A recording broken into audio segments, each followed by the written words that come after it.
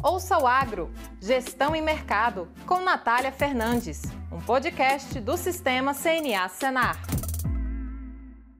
Olá, começa agora mais um episódio do podcast Ouça o Agro, Gestão e Mercado, seu podcast sobre mercados agropecuários e gestão de custos e riscos de preços em negócios rurais. O episódio de hoje nós vamos falar sobre o Plano Agrícola e Pecuário 2023-24, que foi lançado nos últimos dias 27 e 28 de junho. Eu sou a Natália Fernandes, coordenadora do Núcleo de Inteligência de Mercado da CNA, e para bater um papo com a gente hoje sobre esse assunto, temos a honra de ter o vice-presidente da CNA e também presidente da Comissão Nacional de Política Agrícola da CNA, José Mário Schreiner. Seja muito bem-vindo. Obrigado, Natália. Eu quero aqui agradecer pela oportunidade da gente poder estar conversando sobre esse Plano Safra e outros assuntos que são extremamente importantes para o setor agropecuário brasileiro. Bom, então vamos lá, José Mário, a gente está aqui em 2023, um ano com alguns desafios ainda que influenciam, tanto a proposição da CNA em relação ao que seria interessante para o Plano Agrícola e Pecuário, assim como o anúncio pelo governo sobre esse plano. Então, um ano com custos mais elevados, custos de produção para as atividades agrícolas e pecuárias, também uma elevação da taxa de juros. E o documento da CNA, as proposições listaram algumas coisas que seriam interessantes relacionadas à redução da taxa de juros e outros pontos. Então, primeiro, para a gente começar, eu queria saber qual é a sua avaliação em relação às propostas que foram anunciadas pelo Ministério da Agricultura e também de Desenvolvimento Regional e Agricultura Familiar para essa safra 23-24. O Plano Safra ele chega num momento onde a gente enfrenta alguns desafios no setor agropecuário. Você já citou alguns aqui, que seriam as altas taxas de juros praticadas pelo mercado, também o alto custo de produção aliado a uma queda de preço das principais commodities. Então, chega no momento onde o produtor, de uma certa forma, ele tem muitas dúvidas e tem muitas preocupações com relação ao planejamento da próxima safra. E é claro que a CNA sempre ela se pautou e se preocupou em apresentar propostas que sejam verdadeiramente o sentimento dos produtores rurais brasileiros. E como que isso é feito?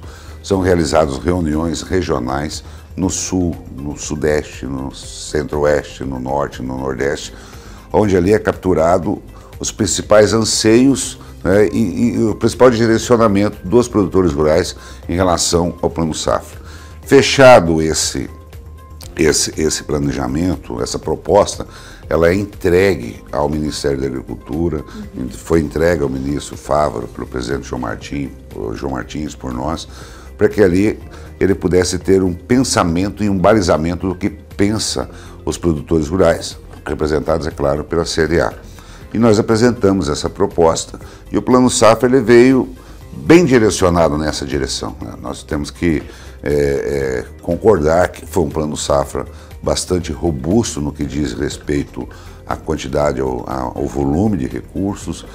Muitos pleitos também foram atendidos no que diz respeito às principais linhas de investimentos necessárias. Ali foi citado que, por exemplo, o programa ABC, ele é importante, ele veio contemplado. O programa de construção de armazéns, o PCA, também foi contemplado. E é importante nós citarmos, por exemplo, hoje nós vemos aí nas principais regiões produtoras do Brasil, onde você não tem lugar para armazenar a produção.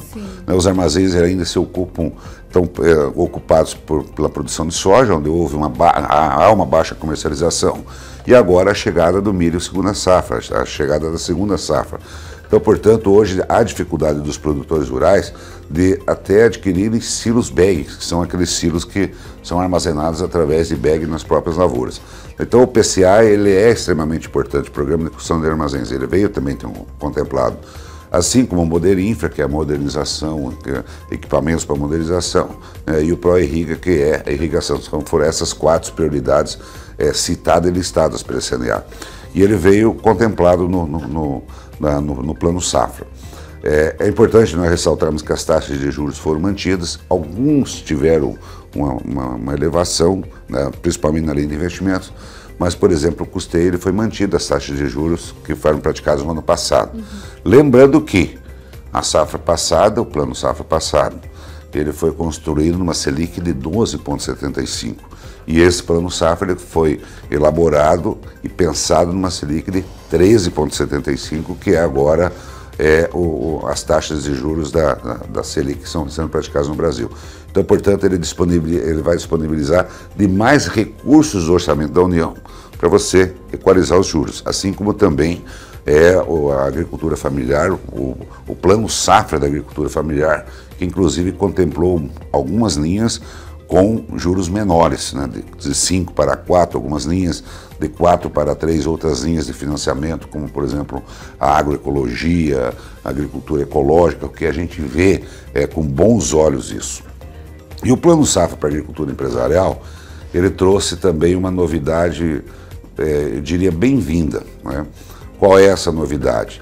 De que os produtores que adotarem algumas práticas na sua lavoura, né, na sua atividade, eles terão um rebate de juro.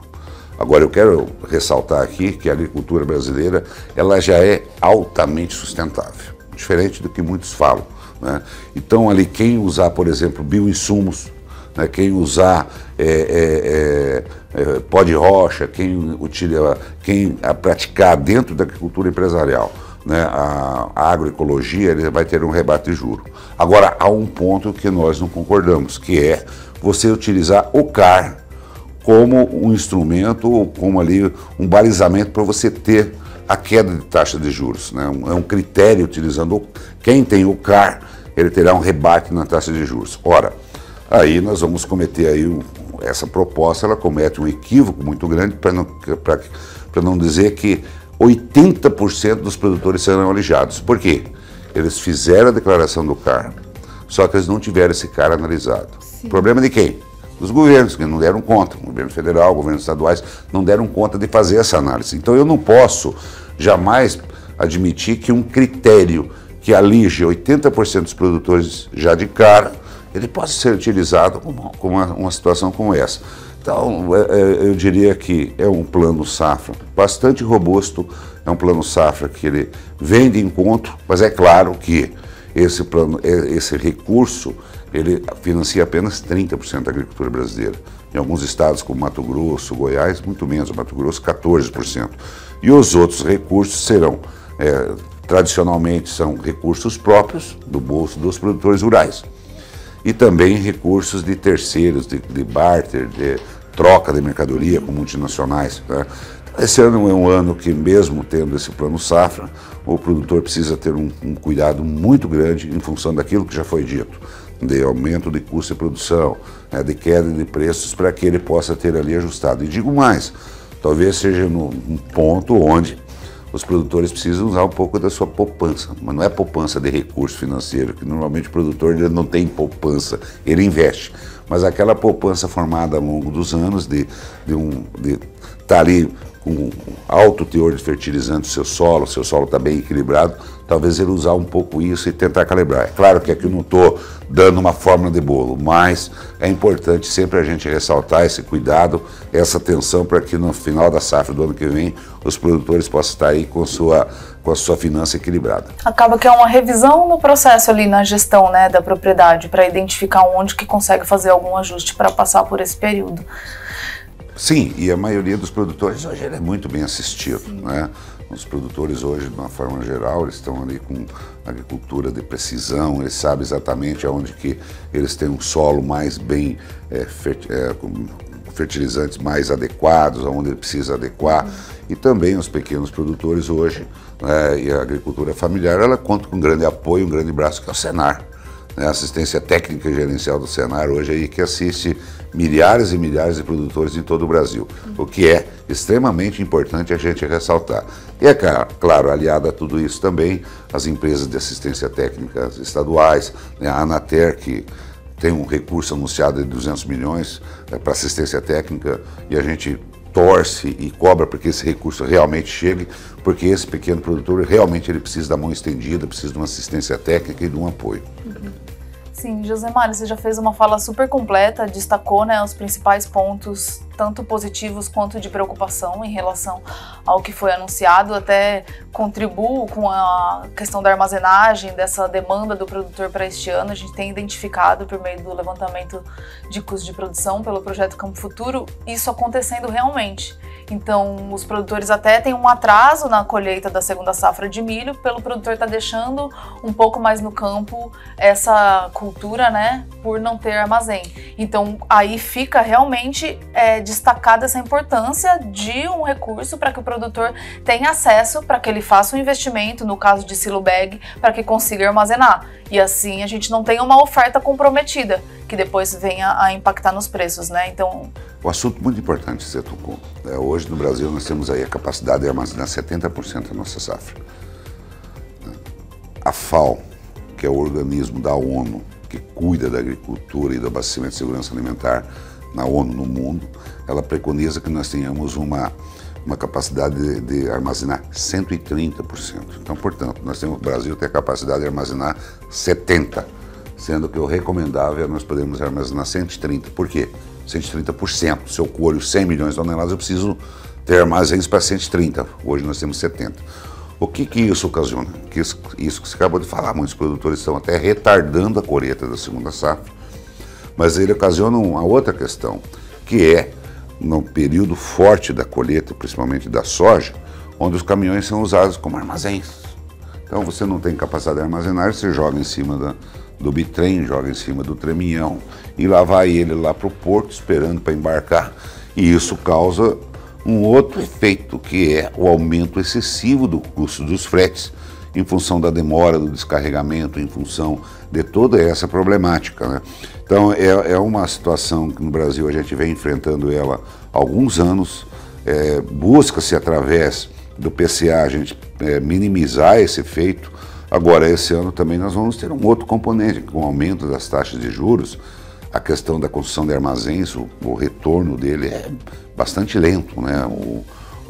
Ali, para você ter, ele tem alguns anos aí para o custo-benefício para o produtor ter o retorno. Então, o produtor precisa realmente fazer conta, o produtor ele precisa ter essa característica de fazer conta para que não possa aí na frente ter problemas mais sérios aí, inclusive de inadimplência. Até porque esse caso é um investimento necessário, dependendo o desafio que impeça. Mas a taxa de retorno dele é lenta, né? Sim. A taxa de retorno não, e acaba gerando um risco grande, né, para a atividade, como você citou. É para o produtor, para a atividade dele que está lá, para a cultura que está no campo, depois de escoamento, depois de custos. Então, de novo, destacando essa importância aí já pego um outro ponto da sua fala, relacionado à questão de sustentabilidade, né? A gente vê que o Brasil acaba sendo uma vitrine, todos olham, exige questões de critérios, formas de comprovar a sustentabilidade da produção agropecuária brasileira, que a gente sabe que é bastante sustentável por diversos motivos. E aí tem uma política pública que ali já um outro programa, como o CAR, poderia ser interessante, né? Vamos aproveitar o CAR e aliar isso para que ele tenha um benefício, só que como você citou, da forma como foi feito, acaba sendo um outro desafio, né, a ser enfrentado, já que muitos produtores gostariam de ter o seu CAR analisado e ainda não tem, então não poderiam se beneficiar. Então provavelmente seja esse um ponto ainda a ser trabalhado para desfazer, né, e de fato isso conseguir ficar na prateleira para o produtor utilizar para essa próxima safra. O Ministério da Agricultura vai ainda normatizar essas condicionantes aí de sustentabilidade para ter esse rebate nas taxas de juros, mas é importante nós reafirmar que nós somos favoráveis, né? Nós somos favoráveis a essa situação. Agora, que nós não podemos permitir que critérios que não são de responsabilidade do produtor, como a análise do CAR, ela possa entrar num critério como esse, né? Você vai ali já eliminar 80%. E por quê? A morosidade dos governos em analisar, né? Você vê, tem pessoas aí que estão desde 2015, 2017 esperando a análise do CAR e até hoje nada, para saber se eles precisam entrar no PRA, que é o Programa de Recuperação Ambiental. Então, portanto, deve haver uma sinergia, né, tanto do setor público como do setor privado. Agora, repetir mais uma vez, é bem-vindo, né, e nós temos práticas sustentáveis. Qual é o país no mundo hoje que tem o plantio direto, por exemplo, né? Onde você ali por anos e anos e anos você não precisa arar, não precisa mexer no chão, onde que a matéria viva ali já está ali, as bactérias, todas aquelas, né? Matéria orgânica se formando através disso. Então, são práticas altamente sustentáveis que o Brasil hoje dá aula para o mundo todo, né? Não há uma agricultura no mundo que seja tão sustentável como a agricultura brasileira. E é claro que nós vamos perseverar nessa situação, sempre contribuindo para que cada vez mais a gente possa ter essas políticas públicas, mas ela podendo também fazer com que todos os produtores rurais do Brasil possam estar dentro desse critério.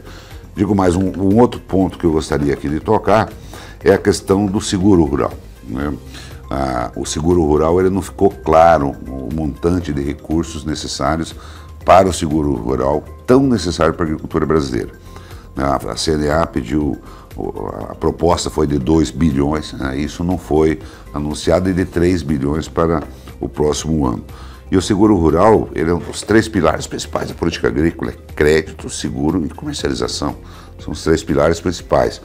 E é claro que nós já vemos debatendo há anos a questão da ampliação do seguro rural, da priorização, né? Da priorização do seguro rural. Se você tiver um seguro eficiente, jamais nós vamos ver renegociação de dívidas, por pessoas que deixaram de colher por fatores climáticos, fatores de mercado.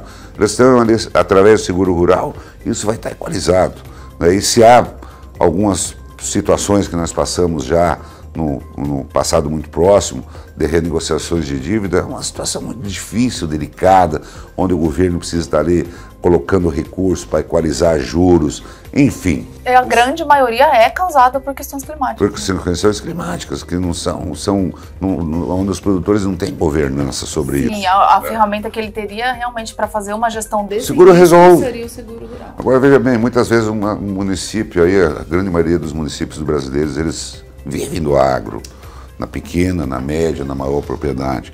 Uma quebra de safra, um problema climático numa região, ela afeta toda a comunidade. Sim. A pessoa não colheu, ela não paga o posto de gasolina, ela não paga o supermercado, não paga a escola, não paga a escola do filho dele, muitas vezes do funcionário dele. Então é uma cadeia assim tão grande, tão fantástica, né, onde toda ela fica prejudicada. Portanto, o seguro rural, ele é extremamente necessário. Nós já tivemos aqui na CNA debates com o SDA, que é o Ministério da Agricultura americano, onde ali eles colocaram muito bem o valor que eles dão, a atenção que eles têm ao seguro rural. Muito mais uma atenção ao seguro rural do que ao próprio crédito rural. Por quê? Eu, com uma pólice de seguro, eu vou em qualquer instituição financeira, chego lá, o gerente do banco, o que você tem para me garantir? Você quer financiar 100 hectares? O que você tem para me garantir? Você tem uma proteção. Eu tenho uma pólice, Olha, eu vou pegar 200 mil reais para mim fazer a minha lavoura, para me implantar, para me comprar minha semente, meu defensivo, para me comprar o meu fertilizante, e vou plantar 100 hectares, a minha programação é essa e tal. Eu preciso de 200 mil reais. O que você tem para dar na garantia? Eu tenho um trator velho, eu tenho uma plantadeira velha, eu tenho 2 porcos, eu tenho um boi já meio antigo, eu tenho a família nem entra nesse negócio. Não, eu tenho uma pólice de seguro que se eu não colher, o seguro vai cobrir. Pronto, está resolvido o problema. Então eu acho que nós temos que pensar muito nisso, avançar. A gente já tem discutido muito isso internamente na CNA, para que realmente o seguro ele possa ser para todos. E a partir do momento que nós conseguimos aumentar a base do seguro rural, o prêmio vai cair. O prêmio vai cair. Por quê? Porque mais pessoas estarão fazendo o seguro e o prêmio... O que é seguro? Seguro é risco, né? O prêmio é risco. O valor do prêmio é o risco. Então, se você conseguir fazer com que todas as regiões do Brasil, né, o centro-oeste entre mais, o sul que já entra bem, o sudeste, até o nordeste que tem problemas climáticos, a gente consegue mitigar isso tudo e fazer com que o seguro rural do Brasil realmente seja a principal política pública para o agronegócio brasileiro. E esse é um tema interessante dentro do que a gente está falando aqui, porque seria importante que o seguro, a política de seguro fosse priorizada, independente do ano, e agora a gente está enfrentando um ano de início de El Niño. Então a previsão do El Niño é o quê? trazer seca para a região Nordeste, Norte e Nordeste. Então a gente já observou outros anos em que houve El Niño, os efeitos causando uma perda de produtividade significativa em soja e milho na região Norte e Nordeste, perto de 30%, 31%, 32%, tanto para soja quanto para milho. Então a gente vê que vem uma adversidade climática pela frente, que deve afetar as lavouras de norte a sul do país, mais chuva no sul também. Muitas vezes isso beneficia as atividades, mas pode prejudicar também, e a gente está num ano, como você falou, né? O que tinha de estimativa de pleito era de 2 bilhões para 2023 e mais 3 bilhões para 2024, e o anunciado foi de 1 bilhão. Então a gente aí ainda tem um desafio também relacionado ao seguro, que a gente espera que em breve sejam feitos novos anúncios para que a gente possa informar o produtor, né, como que ele realmente vai conseguir atuar diante desse risco que a gente já sabe que pode trazer alguns malefícios aí para as atividades agrícolas também, inclusive para a região Norte e Nordeste. Na realidade, né, o seguro ele é fundamental. Você tem aí uma proposta, a nossa proposta foi de 2 bilhões, ele vem em 1 bilhão, isso nos preocupa muito em função de vários fatores. Aí digo mais, eu gosto sempre de fazer contas, por exemplo, né, para equalizar juros que muitas vezes não chegam ao produtor, o Tesouro Nacional aporta mais de 20 bilhões, 23 bilhões total ao ano, tanto para a agricultura familiar como a agricultura empresarial. Nós estamos andando de 23 para 2 bilhões. Sim. E a gente não consegue muitas vezes também entender o CAT, que é o custo administrativo tributário, né, que os bancos impõem ali para repassar esse recurso ao produtor rural. Então, nós temos muito ainda a avançar nessa área. Agora, o seguro rural, efetivamente, ele precisa entrar no nosso DNA, ele precisa entrar na nossa escola, ele precisa entrar, né, no nosso cotidiano, no nosso dia a dia. A partir do momento que nós tivermos aí já, claro, avançamos muito, mas a partir do momento que nós conseguimos aí lastrear o seguro, eu tenho certeza absoluta que nós vamos começar a escrever quase que uma nova história em termos de garantia. Por exemplo, nós tínhamos um problema de resseguradoras no Brasil, nós tínhamos apenas o IRB, conseguimos abrir para que várias resseguradoras do mundo viessem aqui. Então, só para o produtor poder entender, o risco que eu corro na minha atividade no interior do Brasil, seja no Mato Grosso, Goiás, Bahia, Rio Grande do Sul, Paraná, São Paulo, esse risco está diluído com investidores do mundo todo, do Oriente Médio, da Ásia, da Europa, né? Essas resseguradoras gigantes no mundo todo vão estar junto compartilhando o risco da agricultura brasileira. Então é importante que as pessoas entendam, pessoas que têm um capital, empresas e resseguradoras que têm um capital enorme, que são bem lastreados. É importante a gente entender todo esse processo. Sim, bom, já estamos praticamente chegando ao final do nosso episódio, conseguimos abordar vários pontos interessantes. Para fechar, eu queria que a gente conversasse um pouco sobre a questão da previsibilidade dos recursos. A gente acabou nem falando aqui, mas foi anunciado 435 bilhões, né, do Plano Agrícola e Pecuário, sendo um pouco mais de 71 bilhões para a agricultura familiar. Há 10 anos, o governo anuncia volumes significativos, muitos anos recordes, né? A gente vê o anúncio de um valor recorde. Só que a gente vê que o disponibilizado para financiamento pelo produtor é menor do que o anunciado. Então agora que o plano acabou de ser lançado, a gente tem esse valor de 435 bilhões a ser disponibilizado para o produtor. E aí que eu queria que você colocasse um pouco da sua visão em relação de que medidas que precisam ser feitas para que a gente garanta que realmente esse recurso vai chegar ao produtor, até porque a gente já teve exemplos nos últimos anos de alguns períodos em que foi suspenso, até de ser disponibilizado para financiamento e depois ele ser suspenso para o produtor e ele ter, como você falou, citou o percentual que o produtor faz com esse crédito e o que ele tem que buscar por fora, ele teve que fazer isso. Então o que a gente quer saber para 23 e 24, o que a gente pode ter de medidas para que esse recurso chegue ao produtor? Talvez este seja o principal desafio nosso agora, né, de estar acompanhando e cobrando efetivamente essa previsibilidade. Né, porque eu sempre falo que há uma diferença enorme entre um anúncio de um plano safra e a efetividade dele lá na ponta. O banco liberando o recurso, o produtor indo ali comprar os seus insumos, tudo aquilo que ele necessita para fazer o plantio. Então esse é o grande desafio e realmente a gente já viu muitas vezes acontecer isso.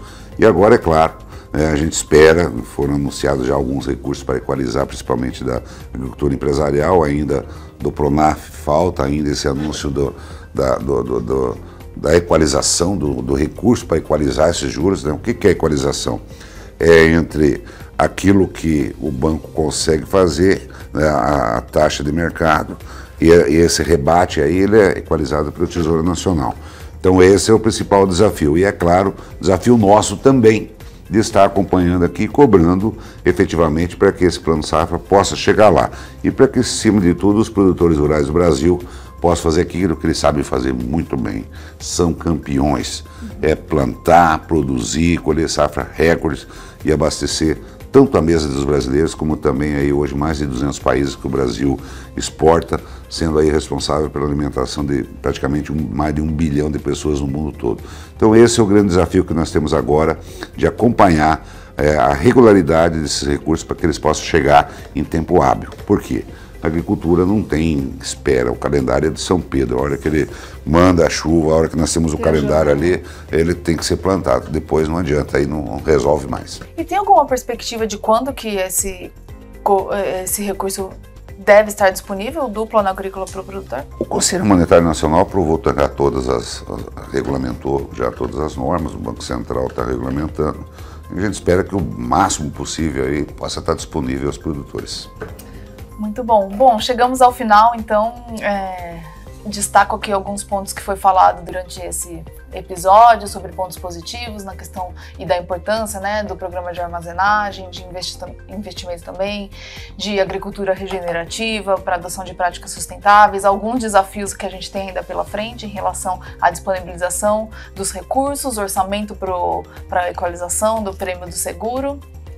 Agradeço imensamente a sua participação, José Mário Schneider, vice-presidente da CNA e também presidente da Comissão de Política Agrícola da CNA, que esteve aqui com a gente hoje. Também deixo disponível o link com as propostas da CNA para o Plano Agrícola e Pecuário. Quem estiver nos assistindo, na descrição do vídeo aqui no YouTube, quem estiver nos ouvindo também na descrição do Spotify, vocês podem conferir mais detalhes sobre essas propostas que foram apresentadas. E também agora a CNA vai continuar atuando, né, junto ao governo federal e também ouvindo a demanda dos produtores rurais para que a gente consiga efetivar a disponibilização desses recursos para o crédito, para investimento pelo produtor rural e, como você bem falou, para que o produtor consiga continuar fazendo o que ele tem prazer, orgulho e conhecimento. E sabe fazer muito bem, sim. Né? Sim, muito obrigada pela sua participação. Obrigado, Natália, obrigado também a todos aí, aos ouvintes aí, um grande abraço e estamos aí sempre à disposição para poder esclarecer, para poder aí contribuir com esse processo tão importante que é do agro brasileiro. E quem esteve aqui com a gente hoje, muito obrigada pela audiência. Esse foi mais um episódio do podcast Ouça o Agro, Gestão e Mercado. Até o próximo episódio. Tchau, tchau. Ouça o Agro, Gestão e Mercado, com Natália Fernandes, um podcast do Sistema CNA Senar.